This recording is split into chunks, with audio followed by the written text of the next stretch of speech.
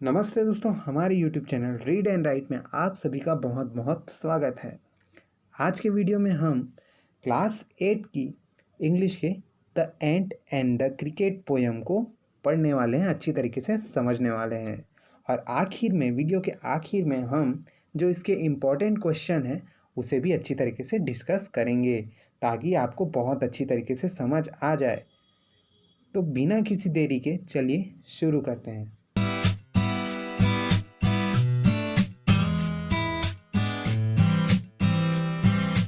जैसा कि आप फर्स्ट में जो ये देख रहे होंगे, लिखा है a fable is a story often with animal as character. ये सब इसका एक मीनिंग होता है कि मतलब इसमें बताया फेबल क्या होता है। फेबल एक स्टोरी होता है जिसमें जो कैरेक्टर, जो पात्र होते हैं अंदर के, वो एनिमल्स होते हैं। और आखिरी में मतलब जो एनिमल्स होते हैं, जो पोयम के आखिरी में या स्टोरी के आखिरी में कुछ मॉरल वैल्यू भी बताई जाती है। तो अब हम इस पोयम को पढ़ना शुरू करते हैं। इस पोयम में ये पोयम एंट और क्रिकेट के बारे में है। जो एंट मतलब होता है चींटी, मतलब चींटी होती है एंट मतलब। और क्रिकेट मतलब होता है झिंगुर, जैसा कि आपको स्क्रीन में दिख रहा होगा, आपको अच्छे के तरीके से समझ आ जाएगा। झिंगुर, तो हिंदी में उसको झिंगुर बोला जाता है, क्रिकेट को। तो एक फर्स्ट में पढ़ता हूँ स्टैंजा, फर्स्ट वाला। आप फिर मैं उसकी अच्छी तरीके से लाइन बाय लाइन सबको अच्छी तरीके से एक्सप्लेन भी करूँगा। A silly young cricket accustomed to sing through the warm sunny months of gay summer and spring began to complain when he found that at home his cupboard was empty and winter was come। इस line का मतलब होता है कि एक बेवकूफ़ सा cricket है, मतलब एक बेवकूफ़ है वो झिंगूर है, एक बेवकूफ़ सा जिसको एक गाना गाने की आदत है। एकस्टम्ड मतलब होता है आदत, आदी होना किसी चीज़ का, उसको एक गाना गाने की आदत है। जब गर्मियों की मौसम होती है, गर्मी की मौसम होती है, स्प्रिंग का समय होता है, अच्छा सूरज निकलता है और बहुत अच्छा सुंदर सा मौसम होता है, चारों तरफ हरी भरी चीज रहती है, तब वो पूरे समय गाना गाते रहता है। वो झिंगुर मतलब वो क्रिकेट पूरे समय गाना गाते रहता है। पर अब वो बिगेन टू कंप्लेन, यहाँ पर हम देखें, पर अब वो कंप्लेन करता है कि उसके पास अब खाने को नहीं है। तो अब हम क्योंकि अब ठंडी का मौसम आ चुका था, उसके पास एक छोटा सा टुकड़ा भी नहीं था खाने की। Not a crumb to be found on the snow covered ground, not a flower could he see, not a leaf on a tree. उसके खाने का छोटा सा टुकड़ा भी नहीं है वहाँ, पूरे जगह बर्फ जमी हुई थी। उसने कहीं फूल भी नहीं देखा, कहीं फूल भी नहीं था वहाँ, फ्लावर्स भी नहीं थे कहीं, और पेड़ों में पत्तियां भी नहीं दिखाई दे, क्योंकि पूरा विंटर का मौसम आ गया था। विंटर में हर जगह बर्फ जमी हुई थी। अब क्रिकेट सोचता है कि अब मैं क्या करूं। Oh what will become says the cricket of me, मतलब अब क्रिकेट सोचता है कि अब मैं क्या करूं। ये सब होने के बाद, विंटर के मौसम में जब उसके पास खाना नहीं था, तो अब ये सोचा। फिर हम ये वाली स्टेंजा को देखें तो लिखा है कि at last by starvation and famine made bold, all dripping with wet and all trembling with cold. Away he set off to a miserly ant to see if to keep him alive he would grant। मतलब अब यह सब सोचते ही वो भूख के कारण उसकी हालत ख़राब हो जाती है। मतलब ये जो झिंगुर दिख रहा है आपको, इसकी भूख के कारण बहुत हालत ख़राब हो जाती है। अब वो किसी को कुछ खाने के मांगने के बारे में, किसी से कुछ खाने के मांगने के बारे में सोचता रहता था। अब यह सोचने के बाद वो एक मजरली चींटी के पास जाता है। यहाँ मजरली वर्ड का मीनिंग होता है कि कंजूस, एक कंजूस चींटी के पास जाता है कि उसको कुछ मिल जाए वहाँ पर। खाने को, क्योंकि ये बहुत भूखा हो गया था, इसके पास कुछ नहीं था खाने को। तो वो जाता है एक चींटी के पास, कंजूस चींटी के पास। He would grant him shelter from rain and a mouthful of grain. He wished only to borrow, he would repay to eat tomorrow. मतलब फिर जो ये जो क्रिकेट था, क्रिकेट भाई जो ये होता है, वो एंट के पास जाकर बोलता है कि उसे अपने पास रहने के लिए थोड़ी सी जगह दे दे। उसके पास उसका जो घर है वहाँ पर उसको रहने के लिए थोड़ी सी जगह दे दे, और कुछ ग्रेन्स खाने को, यानी कुछ खाने को दे दे, मुझे खाने के लिए कुछ दे दे। उसने यह सोचा कि यह मतलब वो सब खाने के लिए मांगा। उसने यह सोचा कि सब तो उधार लेगा, मतलब ये सब चीज़ वो उधार मांग रहा है, खाने का चीज़ भी उधार मांग रहा है, और मुझे खाने की चीज़ें उधार दे दो, अगले दिन वो ये सब लौटा देगा। वो खाने की चीज़ें उधार मांग रहा था, अगले दिन वो सब ये लौटा देता। फिर हम दूसरा पढ़ते हैं। तो if not he must die of starvation and sorrow. अगर उसको खाना नहीं मिला तो वो भूख से ही मर जाएगा। मतलब इसको जब ये खाना नहीं मिलेगा जो ये एंट से मांग रहा है, तो ये भूख के कारण मर जाएगा, क्योंकि इसके पास तो एक भी कुछ था ही नहीं खाने को। फिर इसको पढ़ते हैं। Says the ant to the cricket, I am your servant and friend, but we ants never borrow, we ants never lend. मतलब एंट्स कहती है, मतलब ये जो चीटी जो रहती है, ये चीटी वो कहती है कि मैं तुम्हारी सर्वेंट और दोस्त दोनों हूँ। सर्वेंट मतलब नौकर, मतलब नौकर भी नहीं, गुलाम। सर्वेंट मतलब गुलाम। पर जो एंट होते हैं वो कभी भी किसी से उधार नहीं लेती है और ना ही किसी को उधार देती है। चींटियाँ बहुत मेहनती होती हैं। आप लोगों ने देखा ही होगा कि चींटी बहुत मेहनती होती है, कभी मतलब इतना उठा के चलते रहती है, बहुत मेहनती होती हैं चींटियाँ।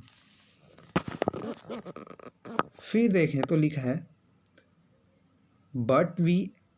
But tell me, dear cricket, did you lay nothing by when the weather was warm? Quoth the cricket, not I. मतलब एंट क्रिकेट से पूछी, जब मौसम इतना अच्छा था, गर्मी थी, तो क्या तुमने कुछ खाने के लिए नहीं रखा था?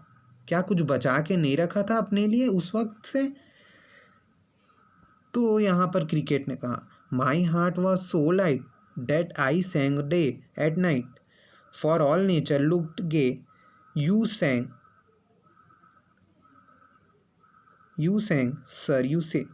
मतलब फिर ये जो क्रिकेट बोलता है कि मौसम इतना अच्छा रहता था कि मैं दिन भर गाना गाते रहता था, चाहे वो दिन हो या रात, मैं हर दिन रात हर वक्त गाना ही गाते रहता था। तब चींटियों ने कहा, go then says the ant and dance the winter away. Ant बोली, जाओ फिर बाहर, जाओ डांस करो और विंटर को भगाओ।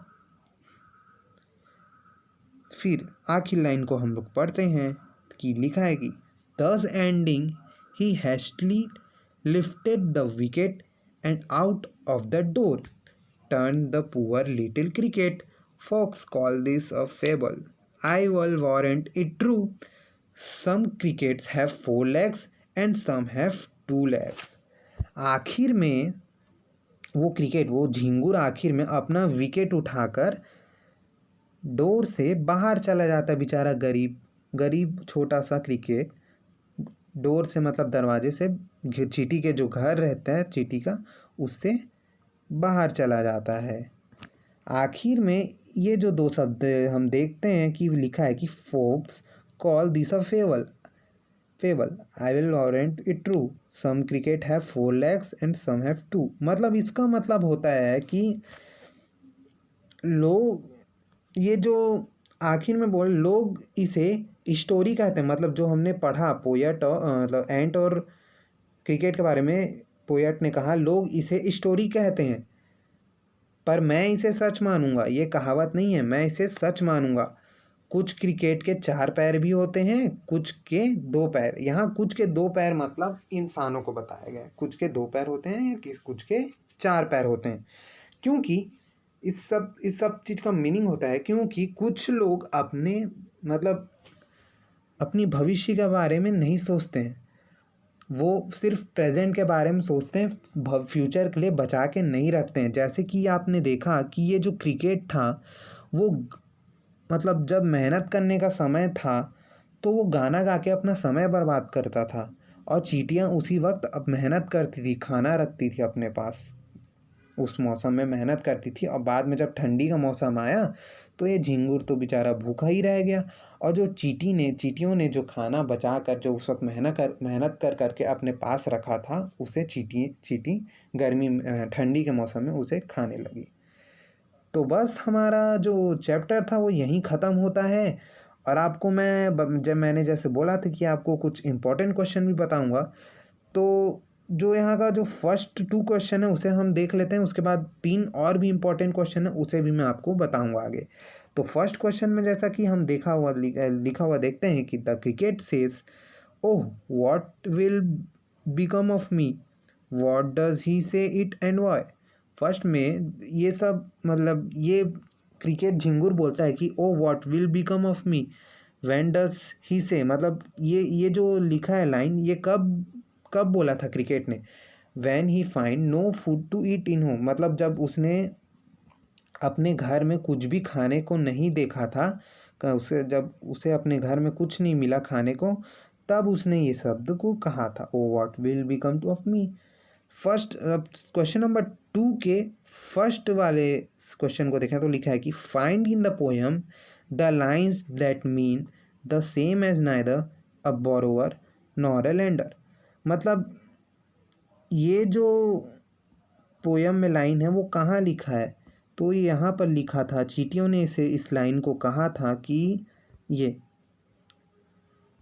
But we ants never borrow we ants never lend, मतलब हम जो चींटियाँ हैं वो कभी भी ना तो बोरो करती है, मतलब कभी भी उधार लेती है, ना तो कभी उधार देती है। ये था इसमें। व्हाट इज, सेकेंड वाले को देखें तो लिखा है कि what is your opinion of ant's principal.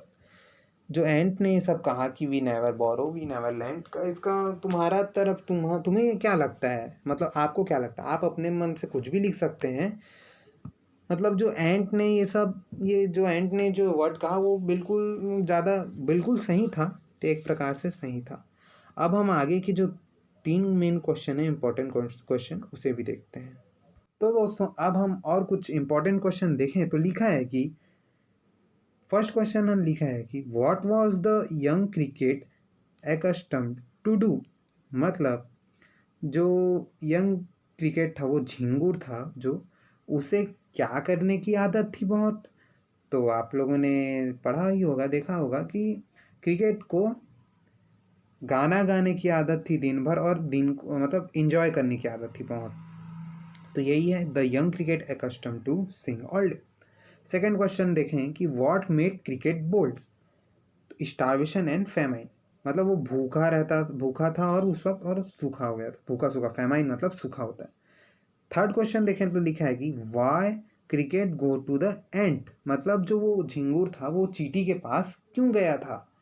तो इसका आंसर है the cricket went to the ant for shelter and crumbs, मतलब जो क्रिकेट था वो शेल्टर पाने, मतलब अपने थोड़े रुकने के लिए, जगह लेने के लिए, मतलब ठंडी के मौसम में बाहर नहीं जब घूम सकता था तो वो घर में जगह पाने के लिए और खाना मांगने के लिए गया था। तो इसी के साथ हमारे जो the ant and the cricket chapter का समाप्ति होता है, एंड होता है।